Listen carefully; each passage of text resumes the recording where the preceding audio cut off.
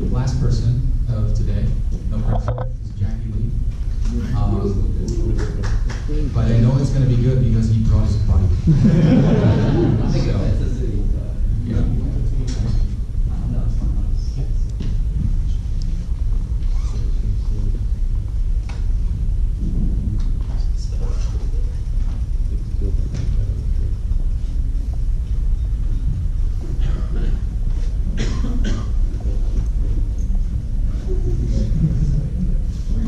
Yeah, you're not Dutch, right?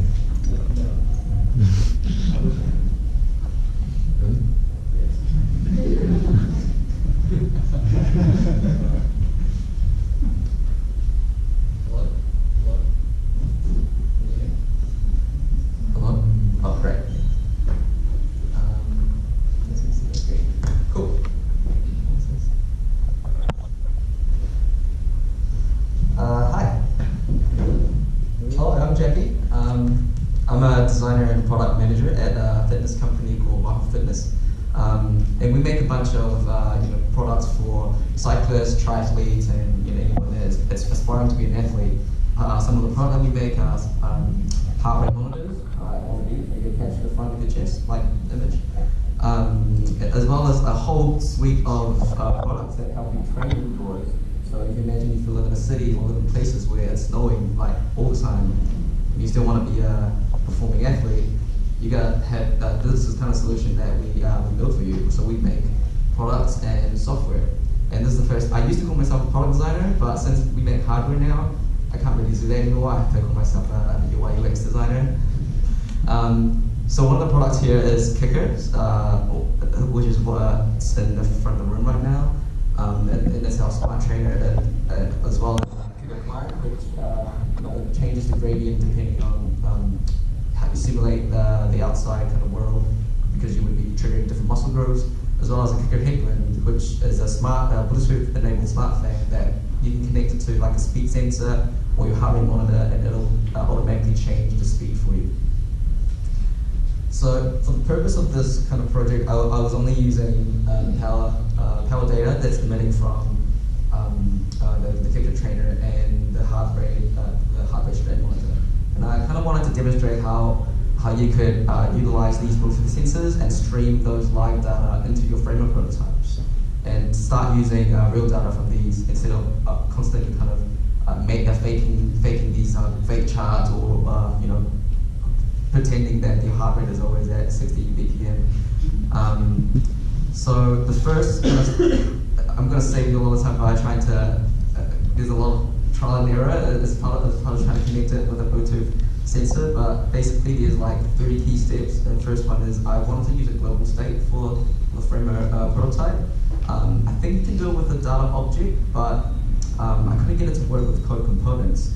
So I opted for the React N, and they make a really nice way for you to set a global state as part of your entire prototype. So to do that, I give it like here, I give it an empty array, and I wanted to set a flag whether or not the heart rate is connected. And then the gut of the kind of prototype is actually requesting this Bluetooth connection.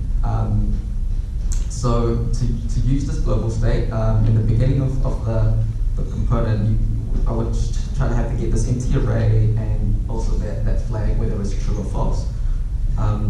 And there's actually a hard requirement for any request for Bluetooth connection as part of the API that it needs to be, for security purposes, it needs to be triggered behind a user gesture. So it's either a tap or any kind of event. So I had to create another function in here.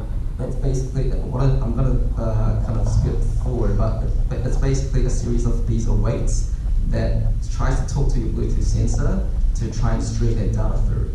And when it happens successfully, I wanted the component to set like a flag that says, "Cool, I'm now connected to the sensor." The reason being, I want this component to render something differently depending on what state it's in. And once the prototype is connected to it, I can add an event listener and start streaming those data back into the global state. It's basically just an array of numbers. So I'm going to try something really risky and see if I can actually get it work in this in this demo. So here you can see my cursor. If I click that, that's going to open up the Chrome default Bluetooth. Yes, let's go there. Cool. Now if I pair it on, now it's going to change the visual style to say, cool, it's now connected. So where is the data flowing right now? So I've actually, if you open my console, now it's streaming into the browser. So once I got that actually working, rendering those data was actually pretty straightforward. All you need to do in the beginning of it, you can create separate code components. In the beginning of it, you just need this use global function, and it'll basically just keep fetching an updated version of the program. So it could be like 100 different numbers. So the first thing I want to do was just simply visualize it and put it on the screen. What's the current heart rate? And it's just some kind of simple logic of if it's an empty array, put it set it to 0. Otherwise, always give me the last item on the array, which is always going to be the current heart rate. And once I got that, I just simply had to render it inside the frame, and it was as straightforward as that. So now you can see it's actually kind of streaming that data right now. The next step was I kind of wanted to see what I can do with this array of data. So I used chart.js to see if I could plot it into it. And again, it was really straightforward. It was just using that same array. If you used chart.js before, simply replace the data sets, split it, and add that new value into it, and it'll automatically keep. The animation with the chart, it just comes with the library. You don't really need to do too much for it to get it to work. And then I want to take it a bit further. I wanted to see how I can visualize the different heart rate zones that you could be training in. So athletes use zones a lot for training purposes. So if you give this component here a maximum heart rate, everyone's maximum heart rate could be different. I did some really hard-coded math inside the component to determine what the zone numbers are. So and depending on your current heart rate, it'll automatically kind of animate these colors and the size of these frames to tell you visually like what zone you're in. So it's great for if you're training, if you're running, and just to see if you're kind of training the optimum heart rate zone. So for both of these sensors, what I did was basically create 6 different code components, all using the same kind of array. And I wanted to make sure that I create them really flexible, so they can be kind of customizable and they can be tested across different UI elements. And I figured that maybe the best way to kind of demonstrate this is through how it kind of fit together and with some examples. This is an odd request. Could I have like a volunteer that could come up to the bike and go for a spin?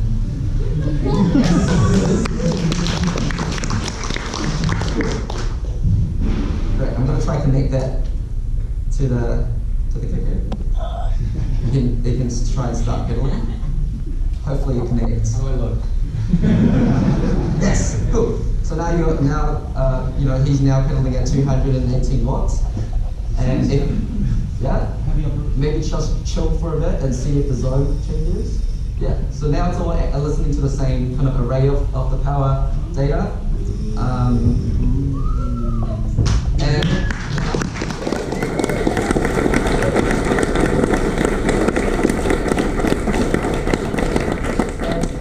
since these are all kind of simple components, you can start laying them as a design tool and use that as a kind of just test different layouts and see what works great, see what doesn't. So this is an example of overlaying the heart rate data I'm holding right now. It's not very accurate, this is my finger, against the power data. And another example of just testing out these different layouts. You're going to have me biting here for like 20 minutes, right? Yeah, exactly. You're doing this for me. Great, thanks. Years in. But so I think this is a perfect example of how powerful FrameX can be. Like if you have an idea and you kind of just want to experiment with it, you can always kind of try and hack it together. So I mean the link. Thanks. Thank you. Good. Yeah.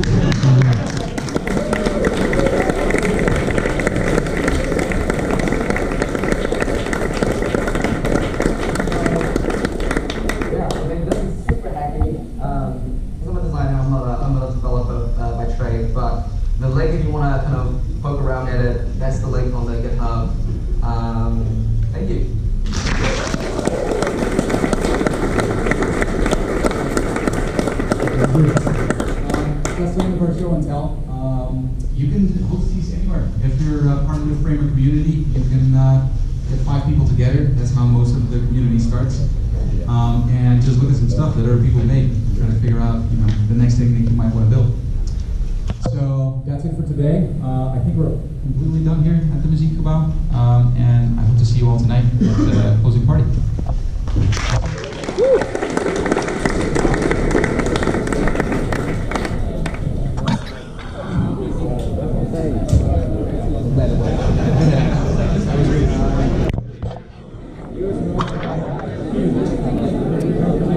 Oh, yeah.